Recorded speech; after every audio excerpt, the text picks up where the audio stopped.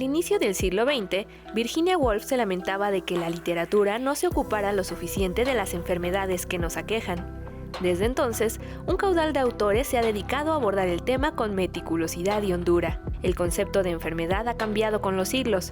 Hoy se duda incluso de su pertinencia. Francisco González Cruzzi habla de la facilidad con la que se tienden a acomodar males emocionales bajo etiquetas demasiado amplias. Antes, tanto en la Grecia antigua como en el Valle de Anáhuac, se creía en la teoría de los humores y en la interacción de los espíritus con nuestro cuerpo. De la historia de la medicina discurre el texto de Carlos Viesca. Desde su aparición, son muchas las páginas que se han dedicado al COVID.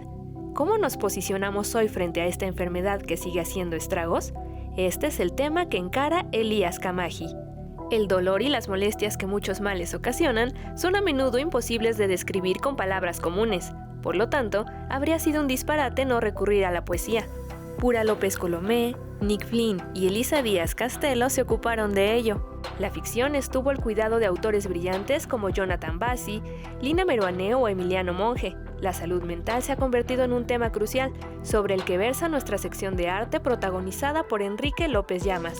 Todos venimos al mundo con dos ciudadanías, decía Susan Sontag, hablando de la salud y de la enfermedad. Una nos confiere privilegios y estatus, mientras que la otra nos condena a una existencia infeliz y relegada. Deseamos que tu salud sea siempre inquebrantable, pero si no es así, ojalá que este número te sirva de consuelo o al menos te ofrezca algo de entretenimiento.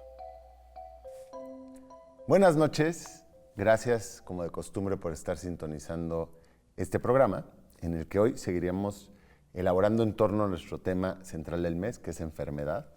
Y para este segundo episodio nos vamos a adentrar en la historia de relación estrecha con otro animal más longeva en la saga de la humanidad, ¿no? Es el primer mamífero en ser domesticado. Puede caer la pregunta, ¿quién domesticó a quién? Pero bueno, me refiero a los perros, ¿no?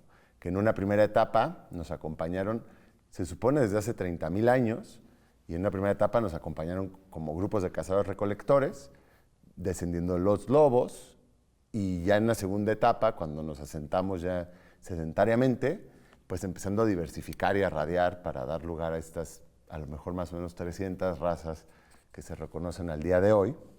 Y que bueno, en esta larga historia de coexistencia, pues ha habido diferentes momentos, ¿no?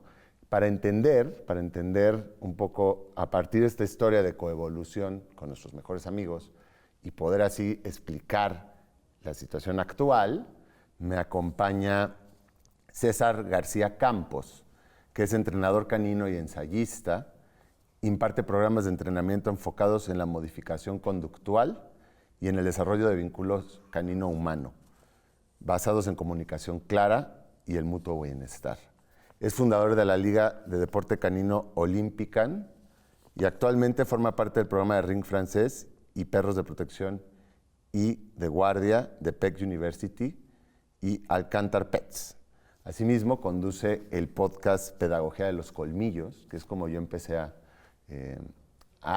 dilucidar esto que hace César. Es del Centro de Cultura Digital, lo pueden buscar donde sea que escuchen sus podcasts, vale mucho la pena, sobre todo si tienen perros, más aún.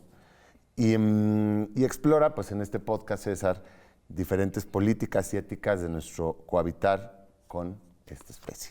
Así que César, todo un gusto tenerte aquí.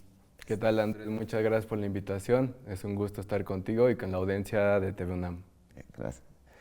Mira, creo que, a ver, es que es una serie de complejidades, ¿no? Pero a lo mejor podemos empezar a desmenuzar esta serie de complejidades de la relación de dos especies que al final lleva decenas de miles de años, para entender un poco qué nos dan los perros a nuestra propia salud, ¿no? Hay toda una gama que nos aportan los perros en relación, pues, con la enfermedad y el cuidado. Así es.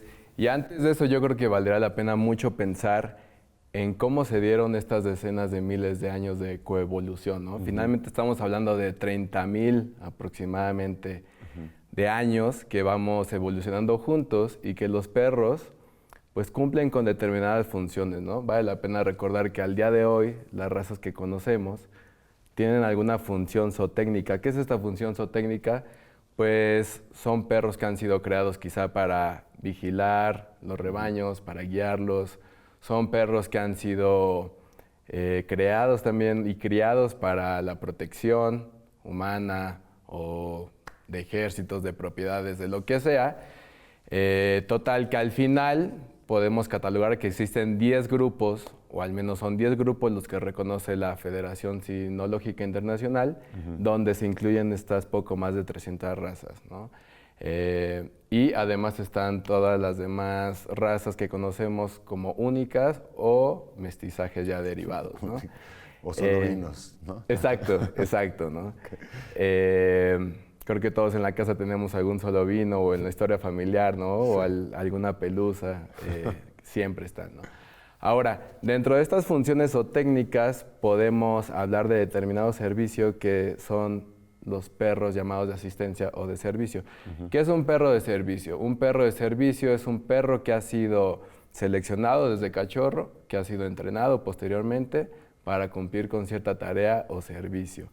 Este puede estar relacionado con la asistencia, con el apoyo o con el auxilio de cierta persona que pueda tener necesidades concretas o que tenga alguna enfermedad o trastorno, ¿no? Entonces, estos perros de servicio, dentro de todas las tareas que pueden llegar a cumplir, principalmente tenemos 5. Estas 5 son los perros de asistencia para personas con necesidades físicas, un perro que me va a ayudar a recoger algo, a traerlo, a tocar un timbre, perros que les ayudan a las personas a vestirse, ¿En serio? a jalar las sillas de ruedas, ¿no? Por un lado. Por otro lado están los perros alerta o los perros señal, que son perros que trabajan con personas que tienen necesidades auditivas, ¿no? Entonces me va a avisar el perro si está sonando alguna alarma, si un bebé está llorando, y no solamente eso, sino que me va a conducir a la fuente del sonido. Es como un perro guía de ciegos, que a lo Exacto. mejor es más, en el imaginario popular es más común. Lo mismo, pero para alguien sordomudo o sordo. Tal cual, Wow, ok.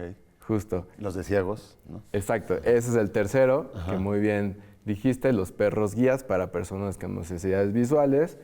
El cuarto son los perros que participan con personas que están en algún lugar del espectro del autismo, ¿no?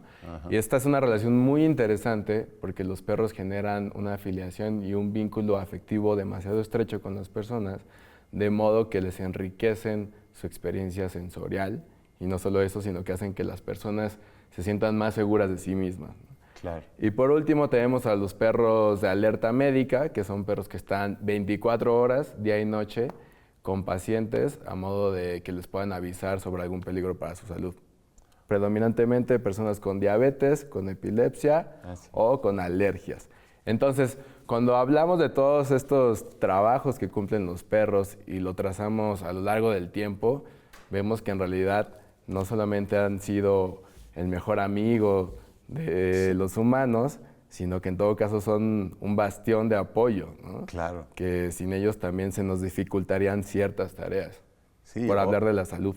O pensando, digo, eso pensando en salud, pero ahorita como que me está viniendo a la mente, pues otros tipos de servicios rescatistas, ¿no? Invaluables, para detectar explosivos, digamos. Drogas a lo mejor yo lo pondría en entredicho porque creo que deberíamos ya ir a una cosa más de la legalización y ya no ocupar a los perros para eso. Pero lo ligaba con la salud porque recuerdo algunos casos de estos perros que entrenan para detectar enfermedades.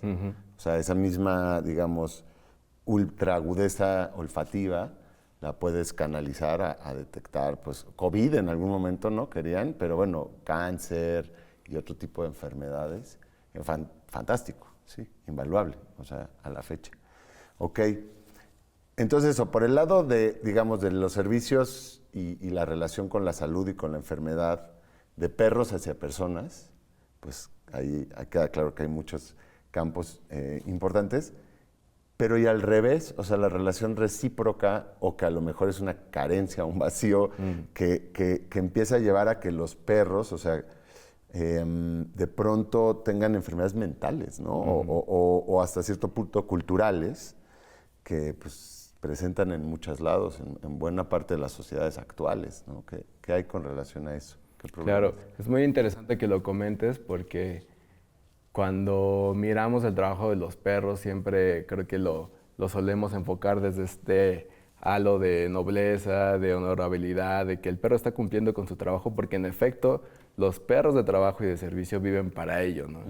Sin embargo, ¿qué pasa en el lado B, no? En el último censo del INEGI, de los 35 millones de hogares, 25 tienen alguna mascota, ¿no? Estamos hablando de 7 de cada 10 hogares. Y de estos 7 de cada 10 hogares, el 54% son perros, ¿no? El resto son otras especies. Entonces, hoy por hoy es un tema muy relevante hablar de eso en este contexto nacional, pero también a nivel mundial.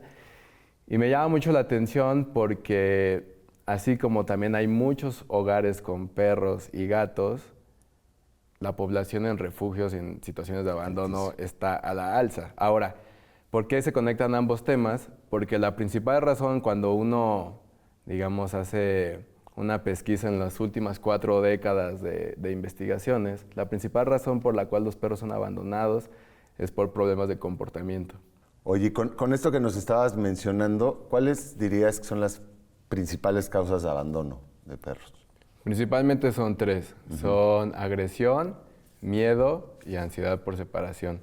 No en ese orden de relevancia, sino que las 3 participan como motivos principales por los cuales los perros son abandonados en los refugios. Esto a partir de estudios que se han hecho en distintos lugares, en Estados Unidos, en Canadá, en Australia, pero sobre todo países del norte, porque sabemos que en México en realidad es un problema salido de control. Totalmente. Hay muchas personas que emprenden por su propia cuenta el trabajo de rescatar, de ser brigadistas, etcétera, etcétera.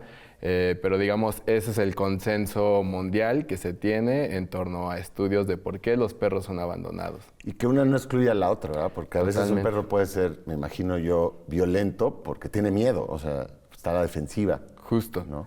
Ahora, de estos 3, el que más se ha estudiado es ansiedad por separación. Que es muy peculiar porque, justo como decías, este rótulo de enfermedad cultural aplica demasiado al caso. ¿En qué sentido? En que no es un trastorno propio de la especie, ¿no? No es un carácter heredado, es un trastorno que solamente aparece cuando desaparecemos, ¿no? Interrelación. Exacto. Pero bueno, creo que ahora vamos a ir pronto al corte, entonces ahora que regresemos, ahondamos en la ansiedad por separación. Y si le está haciendo ecos allá del otro lado de la pantalla, pues no le cambien, porque el siguiente bloque podría salvar su relación con sus mascotas.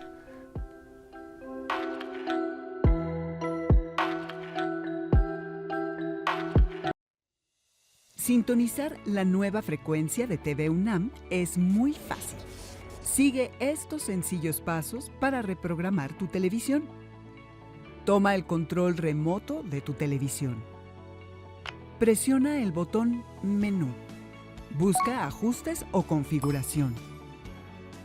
También puedes hacerlo directamente desde la opción Antena o Cable. Selecciona Búsqueda automática de canales. Asegúrate de que la opción digital está encendida. Espera a que cargue. Y listo. Disfruta tus programas favoritos de TV UNAM por el 20.1 con mejor calidad y mayor cobertura. Si tienes alguna duda, pregúntanos a través de nuestras redes sociales.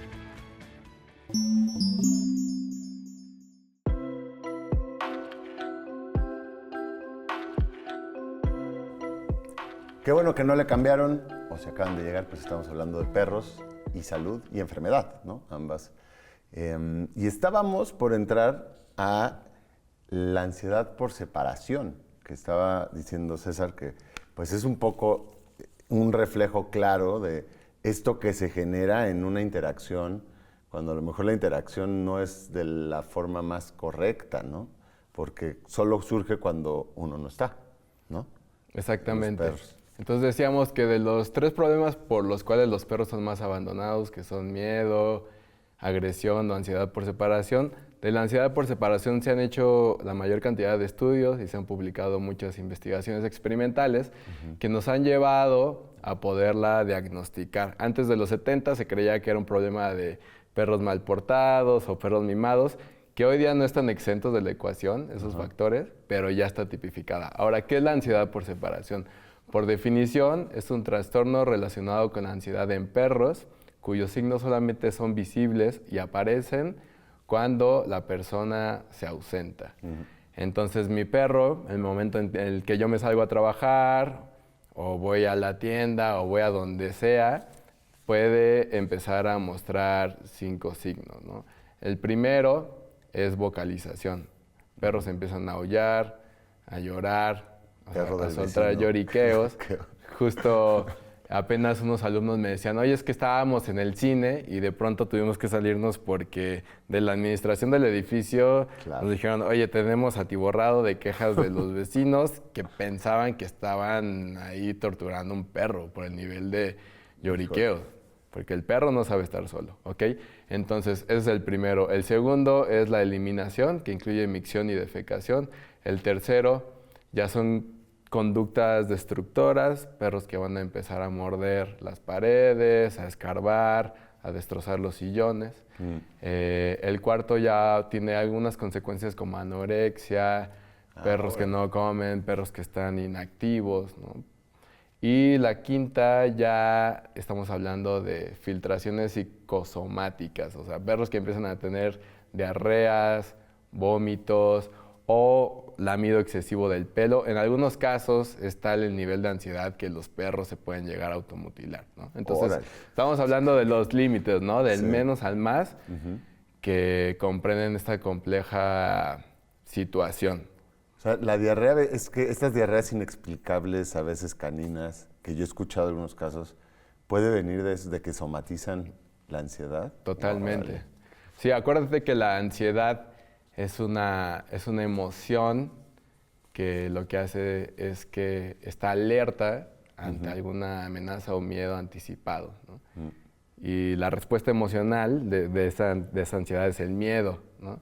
Ahora, ¿qué pasa cuando este miedo ya alcanza umbrales demasiado altos y empieza a ser desadaptativo para el individuo? Claro. ¿No? Ya estamos hablando de las fobias, por ejemplo, ¿no? Entonces, yo podría tener un miedo que es a que esta silla se rompa o que me pongan la araña allá afuera, pero ya cuando escala a tal nivel que entro a este lugar y veo sillas y exacto, ¿no? Entonces, lo que pasa con los perros. ¿Y cómo se puede tratar eso? Mira, la pregunta podría ser... prevenir, ¿no? Exacto. Sí. Podría ser demasiado compleja, pero en realidad yo creo que es demasiado simple. Okay.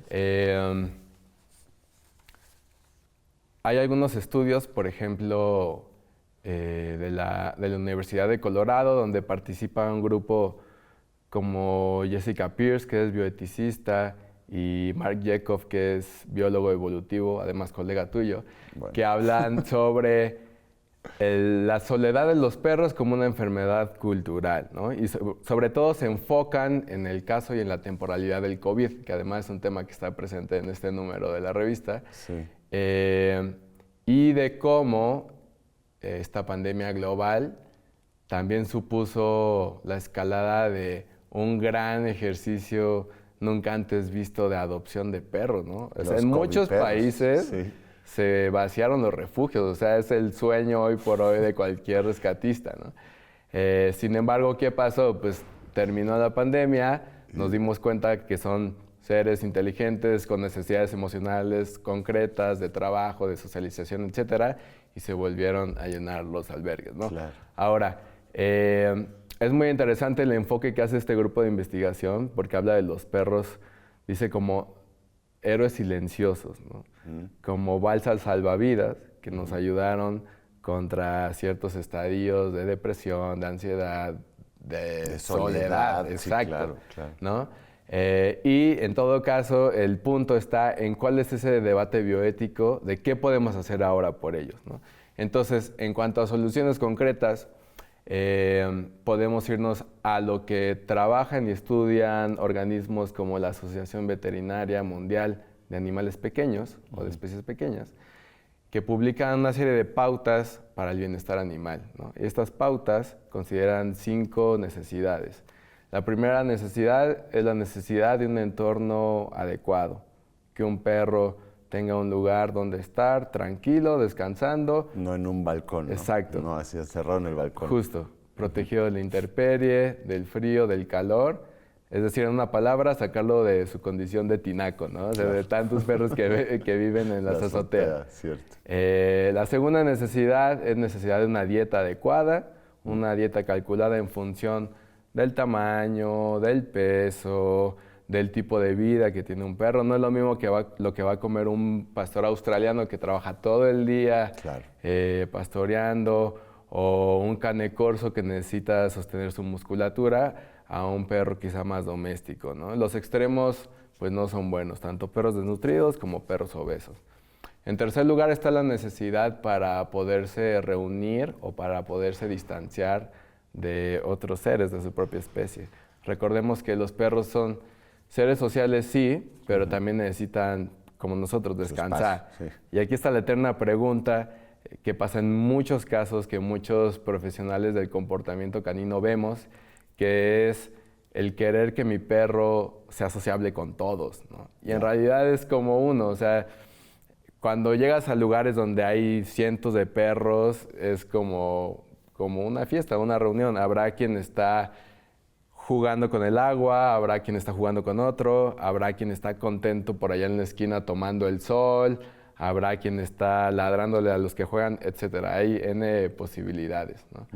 En otro sentido también está la necesidad de que ese perro exhiba comportamientos propios de su especie, o sea, que tenga necesidades fisiológicas cumplidas, como hacer del baño, correr, moverse, etcétera, esconderse incluso.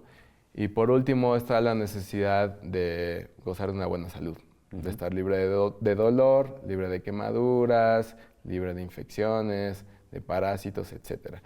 Entonces, creo que si tenemos esos 5 puntos en cuenta y yo construyo mi rutina a partir de darle a mi perro un horario fijo, ¿no? Donde ya sabe que va a salir tanto tiempo, donde no lo voy a sacar a veces 5 minutos o a veces 1 hora, porque eso también, ojo, eso también conlleva a estados de inestabilidad. Si lo llevas 2 minutos y lo regresas, exacto, ¿no? Son unos picos, me imagino. Así exacto. Entonces imagínate, si nada más sale 2 minutos y esos 2 minutos, todo lo que ve eres tú, o sea, tú eres un mundo, entonces tienes la ecuación directa para ansiedad por separación, ¿no? Claro. Entonces, si yo construyo mi rutina así, le doy trabajo físico, trabajo cognitivo y además educación, tan.